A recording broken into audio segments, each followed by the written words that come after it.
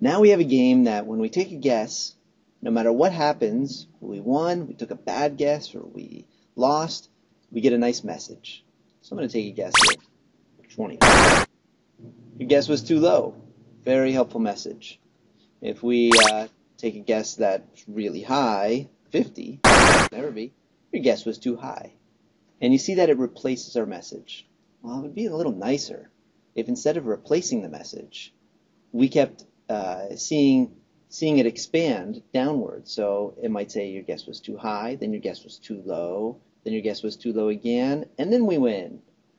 We can do that pretty easily. If we look back at our guess message, it's simply an empty paragraph in the beginning. And every time we get that paragraph with this statement, document.getElementById, we pass it the ID of guess message, and then we just set the inner HTML equal to something. Well, instead of setting the inner HTML equal to something, why don't we add to the inner HTML?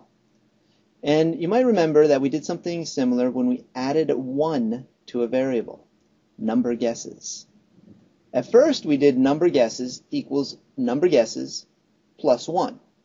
And so we could do the same thing here. We could say document.getElementById guess message inner HTML equals document.getElementById guess message inner HTML plus and then our message. Well, that would be really a long sentence and unnecessary because if you remember, we were able to shorten this to number guesses plus equals 1.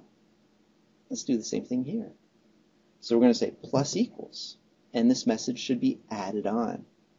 We'll do the same here. We'll do the same here for all of the guess messages. And here we got a bunch because there are 6 different possibilities of messages. So let's try this out. Now I'm going to click take a guess. I'm going to try 25. Nice. First one works well. Now our guess was too low. I'm going to make one definitely too high. 50. Your guess was too high. Look at that. Pretty nice. If I take a third one, 43. We keep getting more and more messages, which is nice, except you can probably see that they're back to back on the same line. We want them on separate lines. Well, the nice thing about inner HTML is that we can actually put HTML in there, not just words. And there's one element, which is a line break. And so we can put the line break at the end of all of our HTML here with angled bracket BR/. So this will cause a line break to occur after each message, and then there'll be output in the way we want, in the way we expect. So I'm going to add this to the end of each of our messages here. And here, we'll put it after the exclamation mark. Here and here. So that's 6 spots. This should look a lot nicer. Let's try 25. Your guess was too low. Okay, take another guess. I'm going to make it really high, 49. Ah, this looks a lot nicer.